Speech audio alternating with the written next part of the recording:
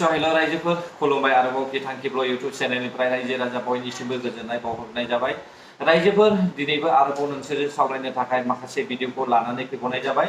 हयथ' नोंथांमोना भिडिअखौहाय नुखाबाय, अब्लाबो आङो आंनि बिथांखिब्ल इउट्यूब चेनेलनिफ्राय आंनि गोसोनि साननायजों लोगोसे माखासे बाथ्रा सावरायनो नोंसोरजोंहाय शेयार खालामज्लायनो आं भिडिअखौ लानानै फैनाय जादों रायजो राजा नोंथांमोन। रायजोफोर जों गिबियावहाय नैबे सावगारिखौ नायनानै लाग्रोदो। नैबे सावगारिया जाहैबाय बिपिएफ पार्टीनि बिजाथि फसंनाय। बिपिएफ पार्टीया गासै 22 सा बिजाथि अलरेडि ससियेल मिडियानि थ्रुजोंहाय बिथांमोना सायख'नानै फोसावनानै होखाबाय। बिथांमोना 22 सा लाखाबाय। नाथाय जों फारसेथिं खोनानो मोनदोंमोन इउपिपिएल आरो बिपिएफ जोंहाय खौसे जानायनि बाथ्रा सावरायबावगोन होननानैहाय। नाथाय बे गासैबो फेलें जाजोब्बाय। दिनै बिजाथि फसंखाबायब्ला अब्ला मानोथो इउपिपिएल आरो बिपिएफ सावरायबावगोन? बिथांमोना सावरायखाला। मानोना बेयावनो जों आन्दाज मोनखाबाय 20 था रानज्लायनानैहाय गेलेनायनि जायगायावहाय बिथांमोना 22 था लाखाबाय। दा बेनो फोरमान होयो रायजो राजा बयखौबो बिपिएफ पार्टीनि चिफ हाग्रामा महिलारि सारा माब्लाबाबो बर' हारिखौहाय खौसे जाजानायखौ लुबैया आरो बर' हारिनि दैदेनगिरिफ्रा माब्लाबाबो खौसे जानो रोंनाय नङा। बेखौहाय नैबे सावगारिनि गेजेरजोंनो जों मिथिनो मोनखाबाय रायजो। अब्ला बेनिफ्राय बांसिन मिथिनांगौ होननानै आं माब्लाबाबो सानला रायजो। बिपिएफनि चिफ हाग्रामा महिलारि सारा हारिखौ नङा, धोन सम्पथिखौसो। हारिया जेखिजाया जालाङा बेहा जेबो सिन्था गैया। नाथाय बिथांनि साननाया एकमात्र 1500 कौटि थाखाखौ माब्रै आं दांनो मोनगोन बिनिसो सिन्था रायजोफोर। दानिया फै जों सावरायनोसै मैयानि समावहाय इउपिपिएल पार्टीनि 10थि गायसनथाय सान बेखौहाय बड'फा नोगोरनि दतमायावहाय खुंनाय जोङो नुनो मोनदों रायजोफोर। नोंथांमोना साफ्रोमबो नुखादों आरो नोंथांमोना साइडआवबो नुगासिनो दंखायो भिडिअखौहाय। दा गासैबो दैदेनगिरिफोरनि बुंनायनि गेजेरावहाय आङो मोनसे भिडिअखौ सायख'नानै लानाय जादों, जायनि मुङा Raju Kumar Narzary, general secretary UPPL. दा बिथांनि भिडिअखौहाय आङो सायख'नानै लानाय जादों। मानो सायख'नानै लानाय जादों नोंथांमोना ससे खोनासं। इउपिपिएलनि दिनै जोबोद रंजानाय दिन। जोंहा 10थि गायसननाय सान दिनै जों फालिगासिनो दं दतमायाव। दिनैनिफ्राय 10 बोसोर सिगां 5 आगस्टआवहाय नैबे दतमानि थुलुंगाफुरियावनो जोंनि इउपिपिएल हान्जाया जोनोम मोनदोंमोन। जोनोम मोननानै दिनै जोङो 10 बोसोर जोङो दावबायबोबाय। 10 बोसोराव जोङो थांनाय 4 खावसे बोसोर बिटिआरनि सरकार सामलायनायनि बिबानखौबो जों रुजुनबाय। बिबान रुजुननानै जोंनि ओनसोलाव जोङो गोजोन गायसनबाय। बयनोबो न्याय होनो जों नाजाबाय आरो जौगानायनि हाबाफारिफोरखौ मावफुंजोबनो थाखाय जों जोबोद अहरह नाजाबोबाय। दिनैनि बे गोथार सानाव जोंनि इउपिपिएलनि साफ्रोमबो मावथिफारिया बिथांमोननिसिम, जोंनि दैदेनगिरिफोरनिसिम, जोंखौ अनग्रा रायजो राजाफोरनिसिम, जोंखौ हेफाजाब होग्रा रायजो राजाफोरनिसिम आरो बयबो बड'लेण्डनि रायजो राजाफोरनिसिम आंनि गोसो गोरबोनि गाहाम हामलायनाय जासिहरनाय जाबाय।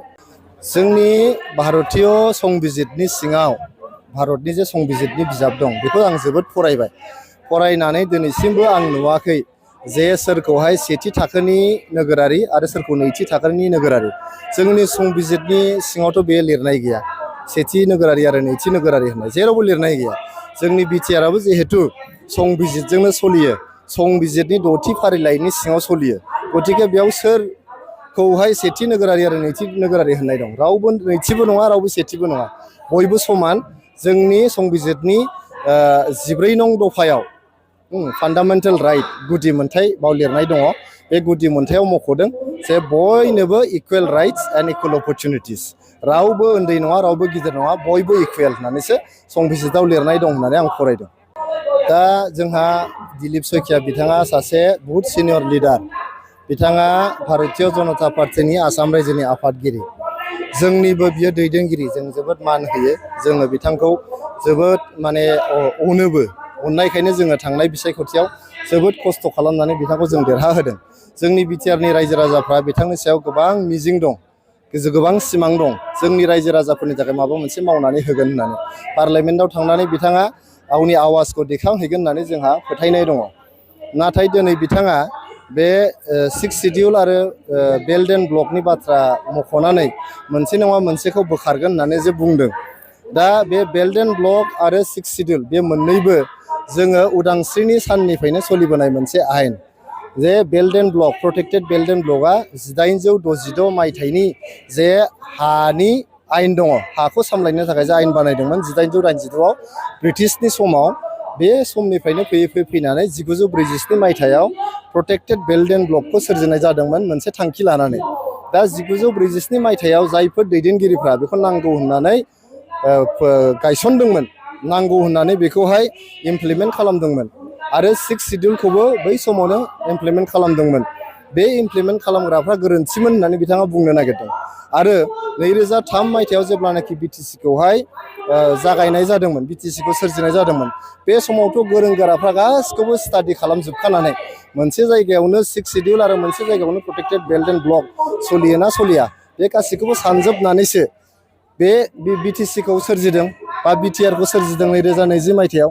गतिके बिथाङा गावखौनो बहुद गोरोंद्राय साजायनो थांनानै गावखौनो माने जाद्रायाखसै नामा होननानैसो प्रमान होनाय बायदि मोनसे नुनो मोनदों आङो। बिथांखौ खावलायदों जाहाथे बिथाङा आयेनखौ जाहाथे मोजाङै फरायबावो आरो बिथाङा हारसिङै जेखौबो सोलायनो हाया बे जिनिसखौ बिथाङा बजबनानै लानाया मोजां। नङाबा जोंनि रायजोफोरनि गेजेराव मोनसे कनफिउजन, मोनसे केअस, मोनसे गावजों गाव भुल बुजाबुजि सोमजिगोन। बेखायनो दिलीप शइकिया बिथांखौ आङो मोजाङै सानफिननानै नायनो थाखाय खावलायदों। राजु कुमार नार्जारिया थार बाथ्राखौनो बुंदों। जोंनि बर'फोरनि गेजेरावहाय जे 6 शिडिउल आरो ट्राइबेल बेल्ट एन्ड ब्लक्स दङ, बे ट्राइबेल बेल्ट एन्ड ब्लक्सखौहाय 6 शिडिउलखौहाय गैया खालामनो थाखाय दिलीप शइकियाया ससियेल मिडियायावहाय फोसावनानै होदों। बिजेपिनि सासे एमपि दिलीप शइकिया थांनाय एमपि इलेक्शनावहाय उदालगुरि जिल्लायावहाय इउपिपिएल पार्टिनिफ्रायनो देरहाहोजानाय सासे एमपिआ बर' हारिखौहाय फोजोबस्रांनो नागिरदों। बर' हारिनि आयेनखौहाय फोजोबनानैहाय बिजेपि फैयोब्ला गोदान आयेन दानो नागिरदों। अब्ला बेबायदि एमपिखौ जों बे समाव मानो मदद होनो? नंगौ, थार बाथ्रा, इउपिपिएल पार्टिया दिलीप शइकियानि सायावहाय फोथायनाय लाखिनानैहाय बिथांखौ बर' हारिनि भटजोंनो एमपि देरहाहोदोंमोन। दिलीप शइकियाखौहाय एसेम्ब्लियावहाय गसंनानैहाय बिखा फोरदांना बर' हारिनि जेंनाफोरखौहाय बुंथिनानै होगोन साननानैहाय दिलीप शइकियाखौहाय देरहाहोदोंमोन। नाथाय गासिबो फेलें रायजोफोर। बे समावहाय जोङो दिलीप शइकियाखौहाय खांगाल खालामनायनि सम सफैबाय। यानिखि दिलीप शइकियाखौहाय जोंनि बर' हारिनिफ्राय बोस्रांनायनि सम सफैबाय रायजोफोर। बेनिखायनो उदालगुरिनि रायजो राजा नोंथांमोन, जेसेबांनाखि उदालगुरियावहाय रायजो जानाय नोंथांमोन दङ आरो जोंनि चिरां जिल्ला, बाक्सा जिल्ला, क'क्राझार जिल्ला, मुसलपुर जिल्ला गासैनिबो रायजो राजा नोंथांमोना दिलीप शइकियाखौहाय मदद खालामनायनिफ्राय गोजानाव थादों। बेल' नङा, जोंनि बिजेपि पार्टिनि जेसेबांनाखि लिडार्सफोर दङ नोंथांमोनाबो सिन्था खालामनाया मोजां। बिजेपि पार्टि फैयोब्ला 6 शिडिउल आरो ट्राइबेल बेल्ट एन्ड ब्लक्सखौहाय सोलायनाय जागोन होननानै बुंनायखौहाय नोंथांमोना सिन्था खालामनानै लानाया मोजां। दिनै गमामायैनो बिजेपि पार्टिया फैमारोब्ला हयथ' बे रुल्सखौहाय सिफायनानैहाय गोदान आयेनबो दानो हागौ। सरकारा मा खालामनो हायो, मा खालामनो हाया। बेनिखायनो जायफ्रा बिजेपियावहाय नांथाबनानै दङ, सेन्ट्रेलखौहाय गनायनानै लादों, बिजेपि कंग्रेस आरो टिएमसि, बिसोरखौहाय नोंथांमोना दिनैनिफ्रायनो एंगार। जोङो क्लियारलि नुखाबाय बिपिएफनि पार्टियाबो बर'नि खौसेथिखौ लुबैया आरो बिजेपि पार्टियाबो बर' हारिनि मोजांखौ लुबैया। नेशनेल पार्टिया रिजनेल पार्टिखौहाय बिसोरो मदद होनांगौ, बे रोखाखा। जोङो बिसोरनो भट होब्लाबो होआब्लाबो बिसोरो जोंनि रिजनेल पार्टिखौहाय बिसोरो मदद होखानांगौखा। बेखायनो जोङो नेशनेल पार्टिखौहाय सापर्ट खालामनानै जेबो मुलाम्फा गैया आरो जों। दा जोंहा इउपिपिएल पार्टिया गोख्रोंनिफ्राय गोख्रोंसिन जाबोगासिनो दङ आरो इउपिपिएल पार्टियानो बर' हारिनि 5 बोसोरनि गोजोन गोरोबथाजों लोगोसे सान्थिखौहाय लाबोनानै गायसनफैनाय जोङो नुनो मोनदों। अब्लाबो जों जोंनि बर' हारिनि माखासे गारबोनाय 17 बोसोरावहाय जानाखि मोनजादों, मोनलोंदोंमोन, रां रुफा ग्लाब ग्लाब बाहायनो मोनदोंमोन, बिसोरबायदि सुबुङा दिनैनि समावहाय जोंनि बर' हारिखौहाय अलखदाव खोख्लैनो नागिरनाय जोङो नुनो मोनदों रायजोफोर। बे समाव जों सावरायगोन रायजोफोर, बिथांनि मुङा दिपेन रामसियारि, TMCनि सासे प्रेसिडेन्ट। दा TMCआ जाहैबाय गुबुन स्टेटनि मोनसे पार्टी, जायखौ जोङो वेस्ट बेंगलावहाय जोङो नुगासिनो दङ। बे भिडिअखौ आङो सिगांबो लाबोखांखाबाय, आरोबाव नैथि खेब बे भिडिअखौ लानानै फैबावनाय जाबाय रायजोफोर। बिथाङा मा बुंदों बेखौसो नोंथांमोना खोनासंग्रो, बेनि उनावसो आं बाथ्रा बुंनाय जागोन। गोनां जानानै फैदो। भारतनि संबिजितनि आगाननै सिगाङाव थांना दिलीप सयकिया बाथ्रा बुंदो। भारतनि संबिजितनि सायाव दिलीप सयकिया नामा? हु इज दिलीप सयकिया? हु इज दिलीप सयकिया? बे ट्राइबेल बेल एन्ड ब्लक बा हयथ' 6 शिड्युल एरिया बा BTCआ जोंनि बर' हारिया बेसेबांबा संग्राम खालामनानै लाबोनाय, बेसेबांबा थैजों गेलेनानै लाबोनाय, बेसेबांबा बर' हारिया मुंख्लं जानानै आइजोफोरा जिनाहारि जानानै लाबोनाय जोंनि नैबे BTCआव बा ट्राइबेल एन्ड बेल ब्लकनि बाथ्राखौ दिलीप सयकिया मा मिथिगो? दिलीप सयकियानाव ट्राइबेल बेल एन्ड ब्लकनि बागै मा नलेज दं? दिलीप सयकियाव 6 शिड्युलनि बागै मा नलेज दं? दिलीप सयकिया बर' हारिनि जारिमिननि बाथ्राखौ मा मिथिगो? बिथाङा थार बाथ्राखौनो बुंदों। BJP पार्टीखौहाय बोखारनायनि बाथ्राया थार बाथ्रायानो। नाथाय आंनि कुइसना बेसो, नोंथाङा जेरैबायदि हु इज BJP बुंदों, आं नोंथांखौबो बुंदों हु इज TMC? जोंनि बर' हारिनि थाखाय TMCआ सोर? नोंथाङा सासे नलेजिबि, इन्टेलेक्चुयेल, गियाननि गुनि मानसिब्ला मानो TMCखौ लाबोदों? बर'फोरनि गेजेराव ट्राइबेलनि सिङावहाय बे TMC पार्टीखौ मानो सोफैदों? नोंथाङाबोथ' सासे हारिखौहाय डिस्ट्रय खालामनो नागिरग्रा सासे दैदेनगिरिसो होननानैहाय जोङो बुंनो हायो, नंगौना नङा? TMCआ जोंनि बर'फोरनि गेजेराव गैया, बेनो फार्स्ट टाइम होननानै नोंथांमोना साननो हायो। दिनै बिथांखौहाय जों मानो सापर्ट खालामदों?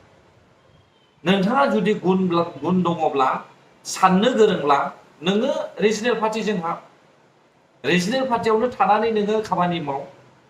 जोङोलाय मानो तृणमूल कंग्रेसखौ नांगौ? तृणमूल कंग्रेसआबो बे कंग्रेसआनोखा, जेरै BJPआ जोंनि बर' हारिखौहाय नासयनो सेस्था खालामदों, थिग बेबायदिनो तृणमूल कंग्रेसआबो। बेखायनो रायजो राजा नोंथांमोना भट होनायनि सिगां सिन्था खालाम, सोरनो भट होनांगौ। गुबुन गुबुन रायजोनि मानसिफ्रा जोंनि बर'फोरखौहाय जंगलि होननानै बुङो, जाम्बा होननानै बुङो, आदुवा होननानै बुङो, मिथिबाय दा, गाद्दार होननानै बुङो। थिग बेबायदिनो जोंनि बर'नि गेजेरावहाय दासिमबो गामि गामि ओनसोलावहाय जेरै आं बुंदों बेफोरबायदि मानसि दङ। बेनिखायनो BPF पार्टीनि मानसिफ्रा गोरलैयैनो फुस्लायनो हायो बेबायदि मानसिफोरखौहाय। नाथाय जों सिन्था खालामनानै नायोब्ला हारिखौहायसो जोङो सिन्था खालामनांगौ। गावनि मोननाय मोननि गावनि पार्सनेलि इनकामनि थाखाय जोङो सिन्था खालामनो नाङा। जों गुबुन गुबुन स्टेटनि मानसिफोरखौ नायोब्ला इलेक्शननि समावहाय बिसोरो गुबुननो माब्लाबाबो भट होआ। नाथाय जोंनि बर' हारिया गुबुन गुबुन हारिफोरनोसो भट होनो आवगायो। बेनो बर' हारिनि मेन आखल आखुआ रायजोफोर। अब्ला गोजोन्थों रायजोफोर, जायफ्रा आंनि भिडिअखौ जोबजासिम नायबाय। बर' हारि जै जाथों, जै बर' हारिनि।